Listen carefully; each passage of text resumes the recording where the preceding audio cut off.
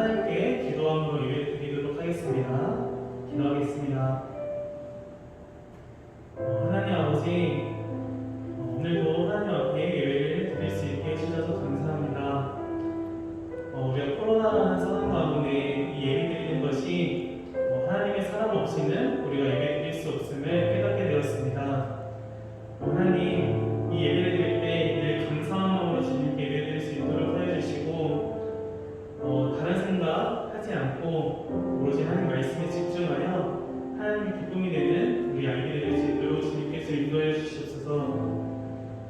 예배 드릴 때 우리가 그냥 듣고 끝나는 것이 아니라 우리가 말씀을 듣고 또 한 주간 살아가면서 그 말씀을 어떻게 적용할 것인지 성령 하나님께서 함께 하시고 또 깨닫게 하여 주시고 지혜를 허락하여 주시옵소서. 이 모든 것 감사드리며 예수님의 이름으로 기도드립니다. 아멘.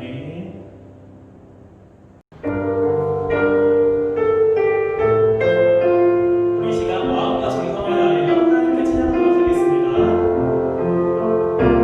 주님 앞에 나와 예배하는 이 시간,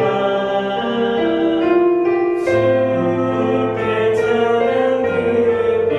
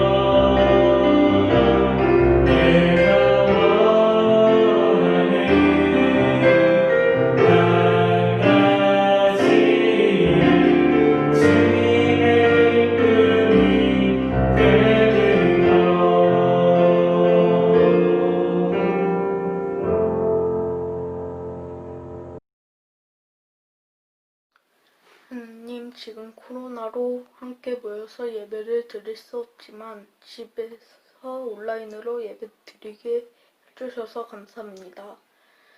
온라인으로 예배 드릴 때 어려움과 많은 유혹들이 있지만 하나님의 정신밧줄을 잊고 이겨낼 수 있게 해주세요.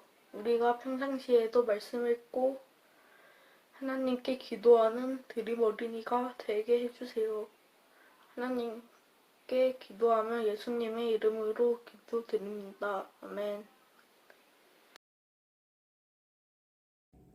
여러분, 하나님께서 기뻐하시는 사람이 있고 또 완전 싫어하는 사람이 있다고 해요. 하나님이 기뻐하는 사람은 누구고 또 완전 싫어하는 사람은 누구일까요? 오늘 성경에서 찾아보도록 할게요. 베드로전서 5장 5절 말씀입니다. 베드로전서는 신약 382페이지에 있어요. 성경이 없는 친구는 영상을 잠깐 멈춰놓고 찾아서 전도사님이랑 같이 한 목소리로 읽도록 할게요. 준비되었나요? 그러면 읽을게요. 베드로전서 5장 5절 말씀입니다. 시작! 젊은 자들아, 이와 같이 장로들에게 순복하고 다 서로 겸손으로 허리를 동이라. 하나님이 교만한 자를 대적하시되 겸손한 자들에게는 은혜를 주시느니라. 아멘. 오늘은 전도사님이 준비한 시각을 보면서 같이 할 건데요. 전도사님이 하나님의 말씀하면 같이 읽도록 할게요. 하나님의 말씀, 베드로전서 5장 5절 말씀.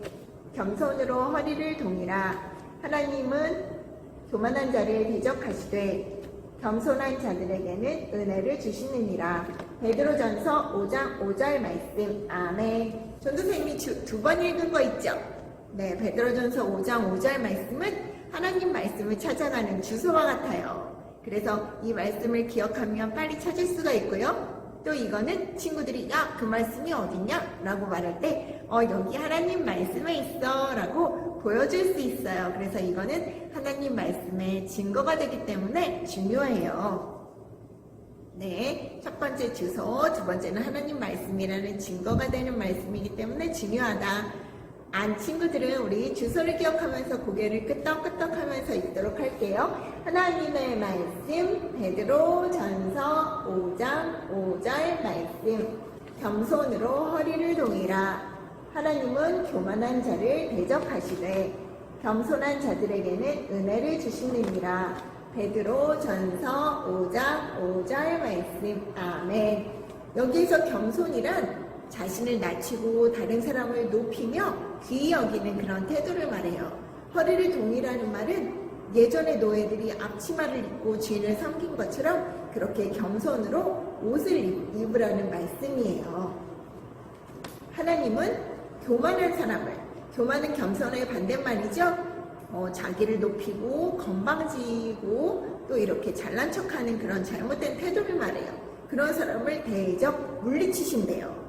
하나님은 교만한 사람, 자기를 뽐내고 잘난 척하는 사람을 물리치시고 겸손한 자들에게는 은혜를 주신다고 말씀해요. 은혜는 하나님이 값없이 주시는 큰 사랑을 말해요.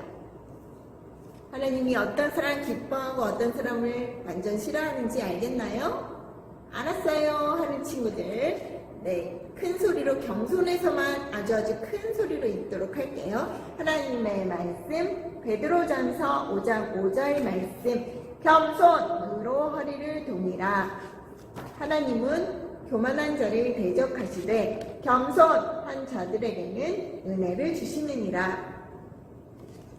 베드로전서 5장 5절 말씀. 아멘. 그래요. 여러분이 하나님의 자녀라면 여러분은 어떤 태도를 대해야 할까요? 네, 우리 힘으로는 겸손할 수 없어요. 하나님께서 우리를 위해서 예수님을 보내주셨고 예수님이 우리의 죄를 대신해서 십자가에 못 박혀 피 흘려 죽어주셨어요. 그 예수님을 믿고 마음에 모신 친구라면 하나님께 예수님의 이름으로 부탁드리는 거예요. 하나님, 오늘도 겸손할 수 있도록 도와주세요. 그렇게 기도하고 하루를 시작할 때 하나님이 주시는 힘으로 여러분은 겸손으로 모든 사람들을 대할 수 있어요. 저는 오늘 겸손함으로 부모님을 대할 거예요 하는 친구들 아빠 목소리로 읽어보도록 할게요. 하나님의 말씀, 베드로전서 5장 5절 말씀. 겸손으로 허리를 동이라. 하나님은 교만한 자를 대적하시되 겸손한 자들에게는 은혜를 주시느니라. 베드로전서 5장 5절 말씀. 아멘. 그래요. 나는 오늘 동생에게도 겸손한 모습으로 대할 거예요 하는 친구는 동생 목소리로 읽어보도록 하겠습니다. 하나님의 말씀 베드로전서 5장 5절 말씀. 겸손으로 허리를 동이라. 하나님은 교만한 자를 대적하시되 겸손한 자들에게는 은혜를 주시느니라. 베드로전서 5장 5절 말씀. 아멘. 저는요 선생님 말씀에 겸손하게 대할 거예요 하는 친구들 선생님 목소리로 읽어보도록 할게요. 하나님의 말씀 베드로전서 5장 5절 말씀. 겸손으로 허리를 동이라. 하나님은 교만한 자를 대적하시되 겸손한 자들에게는 은혜를 주시느니라. 베드로전서 5장 5절 말씀. 아멘. 저는 벌써 다 외운 것 같아요 하는 친구들 있는데 우리 한쪽 눈만 감고 읽어보도록 할까요? 하나님의 말씀 베드로전서 5장 5절 말씀. 겸손으로 허리를 동이라. 하나님은 교만한 자를 대적하시되 겸손한 자들에게는 은혜를 주시느니라. 베드로전서 5장 5절 말씀. 아멘. 벌써 다 외웠죠? 그래요. 그러면 안 보고 해보도록 하겠습니다. 두 눈 감고 하나님의 말씀 베드로전서 5장 5절 말씀. 겸손으로 허리를 동이라. 하나님은 교만한 자를 대적하시되 겸손한 자들에게는 은혜를 주시느니라. 베드로전서 5장 5절 말씀. 아멘.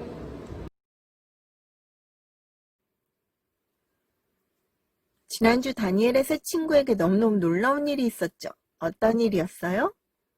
맞아요. 믿음을 지킨 그들을 하나님께서 뜨거운 풀무 가운데서 구해주셨죠? 그 일이 있은 지 20년 후쯤 일이에요. 대바벨론 제국의 왕이신 느부갓네살 왕께서 여러분에게 전하시는 말씀을 잘 들으십시오. 바벨론의 모든 백성들은 왕의 말씀을 듣기 위해 귀를 기울였겠죠? 편지의 첫 부분을 읽어드릴게요. 지극히 높으신 하나님께서 내게 보여주신 기적과 놀라우신 일을 너희에게 기꺼이 알리고자 한다. 느부갓네살 왕은 놀라우신 하나님을 모든 백성이 알게 되길 원했어요. 그 하나님을 여러분도 알고 있죠? 하나님께서는 첫째 날 빛을 만드셨어요. 둘째 날 하늘과 바다를 만드시고요. 셋째 날 땅이 드러나게 하시고 각종 씨 맺는 채소와 열매 맺는 나무를 내게 하셨어요. 그리고 기초를 만드신 하나님께서는 그 기초를 채우셨는데요. 낮에는 태양과 밤에는 달과 별이, 하늘에는 날아다니는 새들이, 바닷속에는 물고기와 각종 생물들이, 또 땅에는 땅에 기는 것과 곤충과 짐승과 가축들, 그리고 너무너무 멋진 여러분을 만드셨죠. 여러분을 하나님 닮은 모습으로 너무너무 특별하게 이 세상에 딱 하나밖에 없는 존재로 만드셨어요. 그렇기 때문에 여러분을 너무너무 사랑하고 하나님 나라에서 영원히 함께 살길 원해요. 그렇지만 우리 모두는 하나님이 기뻐하지 않는 걸 갖고 있어요. 이 세상에 죄가 없는 사람은 한 사람도 없다고 말씀한 것처럼 우리는 태어날 때부터 죄를 짓고 싶어하는 마음을 갖고 태어나서 우리도 모르게 죄를 지어요. 뭔가 마음에 안 들면 엄마 미워! 말하기도 하고요. 눈을 옆으로 흘겨보기도 하고요. 화가 나면 문을 꽝 하고 닫고 들어가기도 해요. 그리고 친구랑 싸우고 절교하기도 하고요. 봐서는 안 되는 걸 보기도 하고요. 누군가를 미워하기도 하죠. 이렇게 하나님 볼 때 옳지 않은 생각과 말과 행동으로 죄를 짓고 우리 모두는 하나님이 안 계신 끔찍한 곳에서 영원히 고통 가운데 벌받으며 살아야만 해요. 그런 우리를 위해서 하나님이 예수님을 보내주셨죠. 하나님 아들 예수님은 죄 없이 깨끗하신 하나님과 똑같은 신이세요. 그렇지만 사람의 몸으로 아기로 이 땅 가운데 태어나셔서 어른이 됐을 때 우리가 받을 죄에 대한 벌을 우리를 대신해서 십자가에 양손과 발을 못 박혀 피흘러 죽는 벌을 받으셨어요. 예수님의 피로써 우리의 죄는 깨끗이 용서받게 됐는데요. 예수님은 죽고 3일 만에 살아나시고 지금도 하늘나라에 살아계시고 우리를 위해 기도하고 계세요. 언젠가 예수님 믿는 우리를 데리러 꼭 오신다고 약속하셨어요. 이렇게 우리를 사랑하시는 참 하나님을 느부갓네살 왕은 바벨론의 모든 백성이 알게 되길 원했던 거예요. 바벨론의 거짓 신들을 믿고 있던 느부갓네살 왕이 왜 이렇게 놀랍게 변한 것일까요? 도대체 그동안 무슨 일이 있었던 것일까요? 하나님께서는 느부갓네살 왕이 또 꿈을 꾸게 하셨어요. 왕은 바벨론의 모든 마술사, 점장이, 박사, 지혜자들을 불렀어요. 그들에게 꿈 이야기를 해주고 그것을 해석하게 했지만 아무도 그것을 해석할 사람이 없었어요. 그럼 누가 왕 앞에 불러왔을까요? 네, 다니엘이 왕 앞에 서게 되었어요. 오, 벨드사살, 네 안에 거룩한 신들의 영이 있어. 네겐 어떤 비밀이라도 어려울 것이 없다는 걸 안다. 그러니 내가 본 꿈의 의미를 말해보도록 해라. 예, 왕이시여, 말씀해 주십시오. 하나님께서 분명한 뜻을 알려주실 것입니다. 꿈에 내가 아주 큰 한 그루의 나무를 보았다. 그 나무는 크게 자라 아주 튼튼하게 되고 그 높이는 하늘 끝까지다. 땅 끝에서도 아주 잘 보일 정도였다. 잎사귀는 아름답고 열매는 아주 많았다. 나무 아래는 들짐승들이 쉬었고 가지엔 새들이 모여들고 모든 사람이 먹고도 남았다. 퍼펙트, 완벽해. 그렇게 좋을 수가 없었다. 그런데 갑자기 천사가 나타나더니 큰 소리로 외쳤다. 이 나무를 베어내고 그 가지를 꺾어라. 잎사귀는 다 떨어버리고 열매는 흩어버려라. 나무 아래 쉬는 짐승과 새들도 쫓아버려라. 그러나 그루터기는 뿌리와 함께 남겨두고 쇠줄로 묶어 내버려 두어라. 그가 하늘 이슬에 젖고 들짐승과 함께 살게 하라. 그에게 사람의 마음 대신 짐승의 마음을 두어 7대를 지나게 할 것이다. 이것이 나 느부갓네살이 꾼 꿈이다. 벨드사살, 이 꿈의 뜻을 설명해 보도록 해라. 왕의 꿈 이야기를 들은 다니엘은 한동안 말을 할 수가 없었어요. 큰 충격을 받으며 말을 못하지요. 다니엘이 그랬어요. 왕이시여, 이 꿈은 왕의 원수들에게 대한 꿈이었으면 좋겠습니다. 왕이시여, 왕께서 꿈에 보셨던 그 큰 나무는 왕이십니다. 왕은 크고 강해지셨습니다. 왕의 강대함은 하늘에 닿았고 왕의 통치는 땅 끝까지 미쳤습니다. 그러나 천사가 나타나 외쳤던 소리의 뜻은 바로 이것입니다. 왕께서 사람들에게 쫓겨나 들짐승과 함께 살게 될 것입니다. 왕은 소처럼 풀을 뜯게 될 것이며 하늘에서 내리는 이슬에 젖게 될 것입니다. 7년이 지난 뒤에야 왕은 비로소 지극히 높으신 하나님께서 인간 나라를 다스린다는 것과 그 나라를 자기 뜻에 맞는 사람에게 주신다는 것을 알게 될 것입니다. 또 나무의 그루터기를 땅에 남기라 명령하신 건 왕이 하나님께서 다스린다는 걸 깨달은 후에 왕의 나라가 굳게 선다는 뜻입니다. 왕이시여, 이 말씀을 마음에 깊이 새기십시오. 죄악을 버리고 옳은 일을 하시며 가난한 백성을 불쌍히 여기시고 악한 길에서 벗어나십시오. 그렇게 한다면 왕의 영화가 계속 이어질 수 있을지도 모르겠습니다. 느부갓네살 왕이 교만해짐으로 벌을 받게 된다는 경고의 꿈이었던 거예요.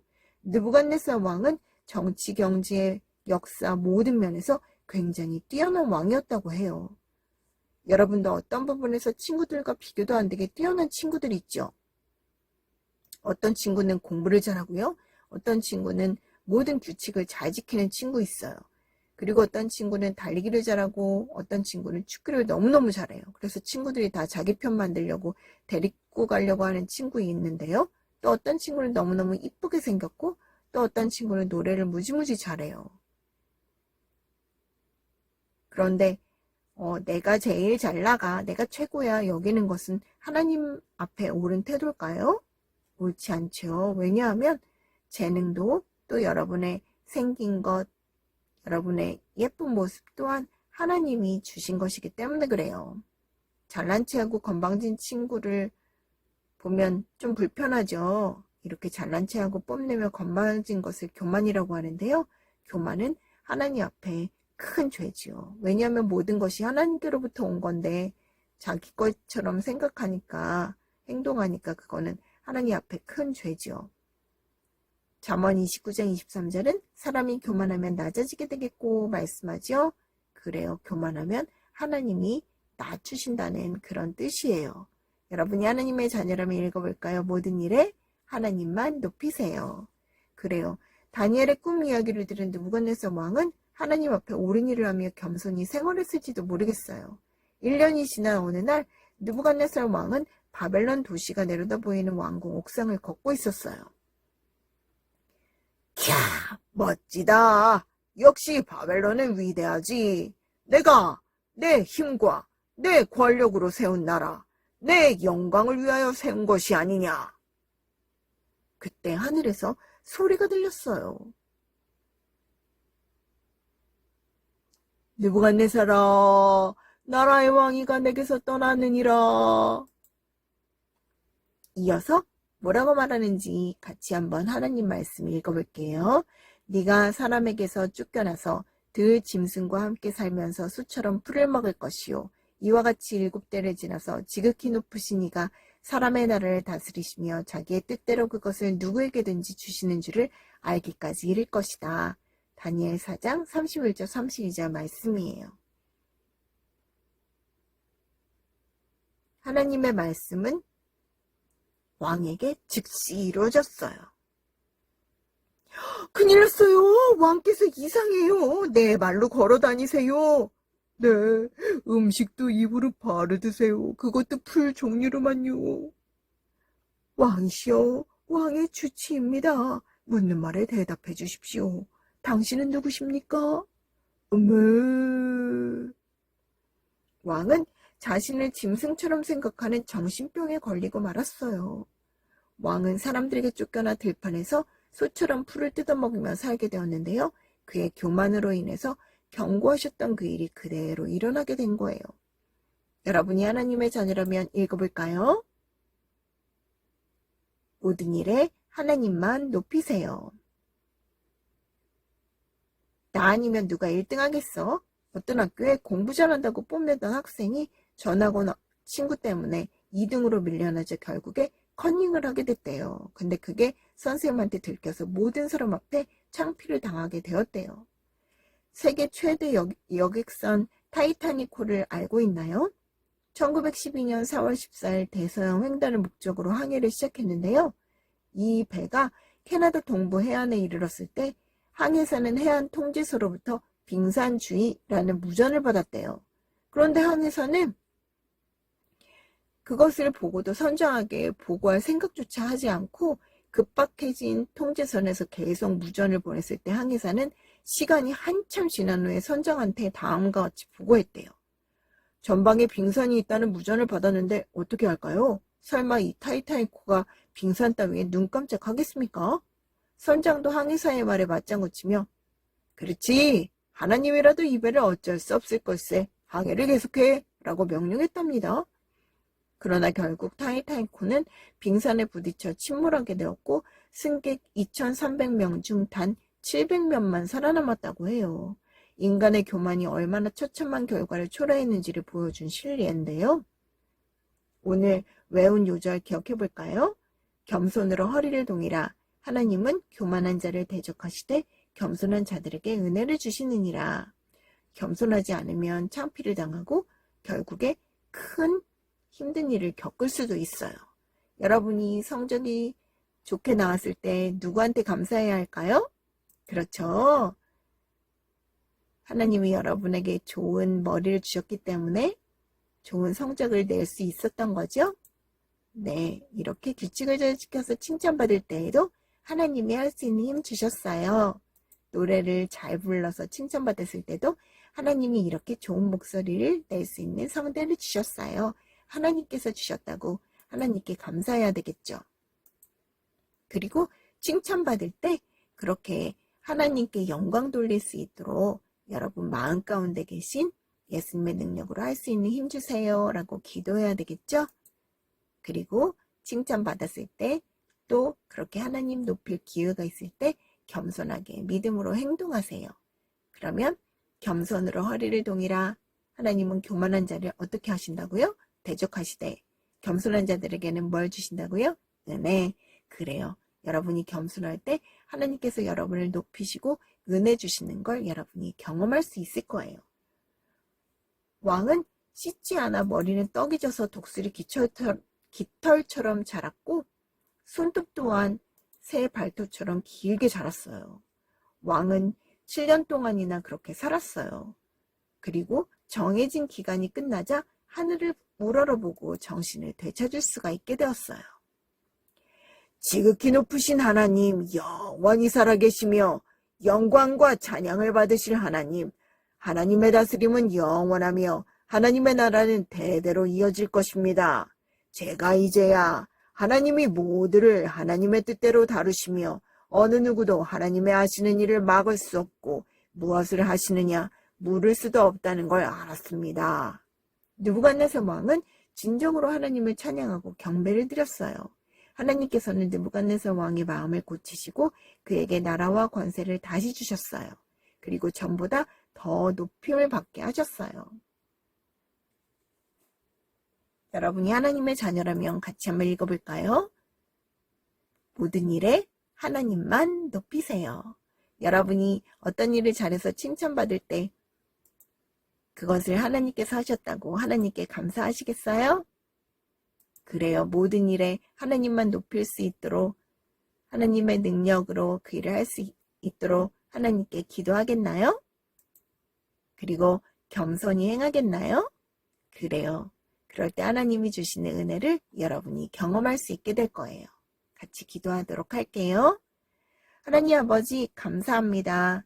오늘 느부갓네살 왕의 이야기를 통해 우리가 겸손해야 된다는 사실을 또한 배웠습니다. 우리에게 너무나 많은 좋은 것들을 잘하는 것들을 주시고 또 이렇게 멋진 모습으로 만들어주신 하나님을 찬양합니다. 우리 드림 어린이들 늘 하나님이 주신 것에 감사하고 또 예수님의 힘을 힘입고 겸손함으로 하나님만 높이는 드림 어린이 모두가 될 수 있도록 도와주옵소서. 감사를 드리며 예수님 이름으로 기도드립니다. 아멘.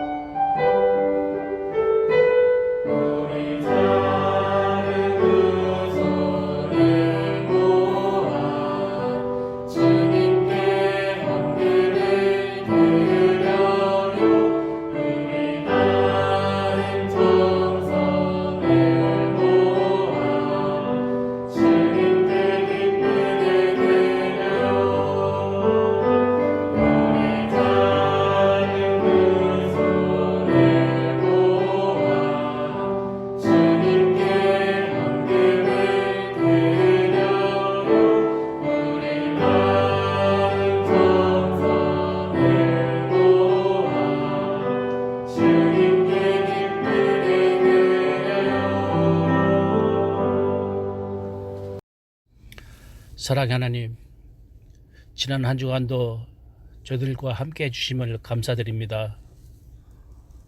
오늘 이렇게 거룩한 주일날 각 요소에서 주님 앞에 머리 숙인 사랑하는 우리 드림 어린이들 이 예배를 기뻐 받아 주시옵소서. 이 시간에는 주님의 것을 구별하여 드리는 예물 시간입니다. 주님이 기뻐 받아 주시고 주님의 일에 기이 쓰임받는 복된 예물이 되게 하여 주시옵소서. 드리는 손길 외에도 주님께서 한없는 은혜로 채워주시리라 믿습니다. 사랑이 많으신 예수님의 이름으로 기도드렸습니다. 아멘.